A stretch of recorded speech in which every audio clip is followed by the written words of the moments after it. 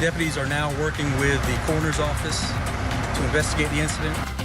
Deputies on the scene right now working to find out what happened after a man dies after being hit by a train, what the conductor is saying tonight. Plus, hate paying for gas. Well, if you work in the food industry, it may be your lucky day. How they're getting a free ride to work.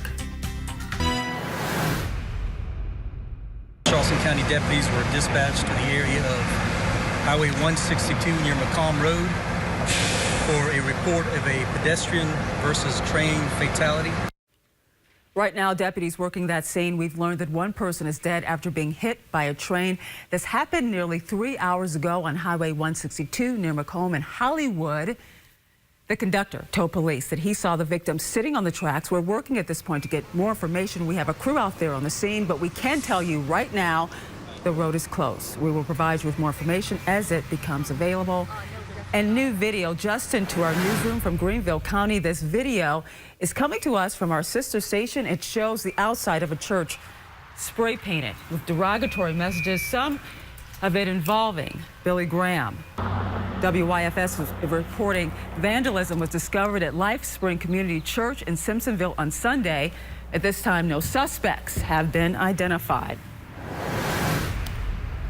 And now to our top story tonight. From Florida to South Carolina, activists are planning walkouts and rallies pushing for changes in gun laws after the Florida school shooting tonight in downtown Charleston. This meeting taking place on Meeting Street. The Women's March, South Carolina, met with student groups to discuss a walkout. Many meetings like this one right here are taking place across the country. Often students are taking the lead. We want kids to feel empowered and emboldened and also participate in their own community and learn that they have the agency to create change on their own. The walkout is scheduled for March 14th.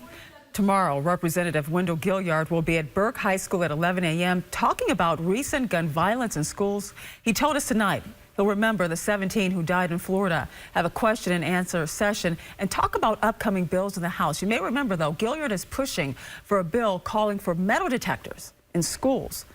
So far, we have covered 3 school shooting threats in the Lowcountry since the Florida shooting. Also, you may remember that a lockdown was at Cane Bay High School on Tuesday. A threat at Orangeburg, Wilkinson High School, and Lake Marion High School happened on the same day. There was also a threat at Colleton County High School. Students were arrested in some of those cases. No threats were carried out. It never will be the same. There's going to be emotional ramifications from this. I don't support, honestly, I can't even imagine emotionally what me and my fellow students are going to go through that day. Tomorrow, students from the Parkland school shooting will go back to school. The shooting happened nearly 2 weeks ago. Now police are trying to figure out what could have been done to prevent this. ABC's Mark Remillard explains who is being asked to resign from their position. Mark Remillard, ABC News, New York. The suspect, Nicholas Cruz, is facing 17 charges of premeditated murder. 17 people died in the Parkland school shooting. Now to weather. Severe weather hit parts of the U.S. What you're seeing is what's left after a tornado hit Kentucky. Mass devastation. So far, 3 people dead. It hit yesterday. We won't experience nothing, absolutely nothing like that in the Lowcountry. Our weather here has been vastly different tonight. Angela? We have several updates for you tonight. We have received the police report from New Orleans following the shooting of a local activist, Mahouyoudine Moye. Police say Moye left a blood trail after he was shot in the leg, spanning many blocks in the French Quarter while riding on his bike to get help. The report says the suspect did not know Moye. We've reached out to New Orleans Police Department to see if they have any leads. We're waiting to hear back from them. We now have the names of the 3 victims who died after a car crash on Rivers Avenue. The accident happened early Saturday morning. The Charleston County coroner says Shaniqua Brooks, Javion Pelzer, and Jasmine Brooks were in the car. Police say the car was hit by another vehicle that ran a red light. No word yet of the condition of the other 2 people in the other car. It's a story we have been following since it broke. Prayers and support are pouring in tonight for a Lowcountry family. Family members say a father and son working together were shot on the job. The son, Michael Brian Cook, died from his injuries. We talked to his cousin who started a GoFundMe page to help the family.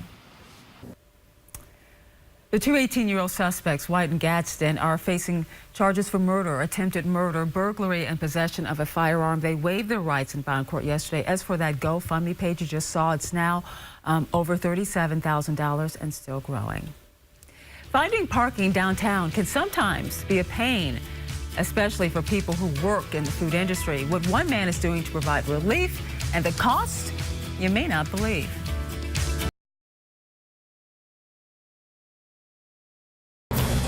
You're watching Fox 24 News at 10. New tonight, one person is dead after a car accident in Berkeley County. It happened this evening near Halfway Creek and Stead Creek Road. The Allendale McClellanville Fire Department says someone was thrown from the car. Firefighters say the person was pronounced dead at the scene. Right now, we don't know the name of the victim. Of course, we will provide you with more information as it becomes available. And in tonight's crime report, a 20-year-old is sitting in jail after being accused of murder. Police say Desmond Williams was arrested yesterday in Tennessee. He's accused of shooting and killing 19-year-old Ashar Cox from Georgetown. Williams is facing charges for murder and possession of a weapon during a violent crime. An argument leads to a stabbing in North Charleston. Dispatch says North Charleston police responded to the 1800 block of Grayson Avenue this morning. We're told Charleston EMS was on the scene.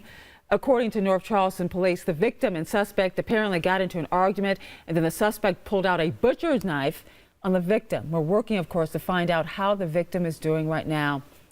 And we have an update tonight. You may remember the firefighter who survived a heart attack during the 9/11 Memorial Walk on the Ravenel Bridge. Well, he's back. Fire Chief Greg Bailey was just cleared to go back to his duties as a firefighter. Bailey was the assistant fire chief in Aiken County. The fire chief participated in the Memorial Walk for several years. In Mount Pleasant, a touching ceremony for families who lost loved ones while they served our country. They're called Gold Star families, and today those families were honored. A state museum is honoring the Emanuel 9. A local artist created a piece to honor the 9 victims who died at Mother Emanuel. Requiem for Mother Emanuel is on display at the State Museum in Columbia. Within weeks of the shooting back in June of 2015, Orangeburg artist Leo Twiggs began painting as a way to cope with the tragedy. He put together 9 separate works to honor the 9 who died. Twiggs says watching people unite following the massacre is the most humane moment the state has ever seen. It's a way to just try to wrap your head around something so horrible and awful and try to find kind of the humanity and the experience of it for the people that are left behind. The event will run through April 29th. Rain already swept through parts of the low country, but don't put away your umbrella just yet. More rain could be coming our way. Chris Nessman joins us now. Let me also add this. I don't need advice from the Board of Trustees at MSU about how to conduct an investigation. Frankly, they should be the last ones to be providing advice given their conduct throughout this entire episode. Today, Michigan's Attorney General announced a special prosecutor will investigate how Michigan State University handled the Larry Nassar case. AG Bill Schuette said they will shine a light into every corner of the university. Femi Redwood from our sister station probes what officials are calling systematic misconduct at the college. Reporting in Lansing, Femi Redwood. The founder and CEO of Wynn Resorts is being accused of sexual misconduct. The Wall Street Journal says it talked to 150 current and former employees about businessman Steve Wynn. However, Wynn says the allegations are preposterous. The creator of the Me Too movement says she's not surprised about the allegations. Covering the Low Country, it was a food truck paradise in Park Circle, North Charleston. Hundreds took part in the 7th annual Food Truck Festival this morning. 30 food trucks from the surrounding area participated in the event. The event was free, but of course, you had to pay for the food. Award season is here. How last year's blockbusters are stacking up.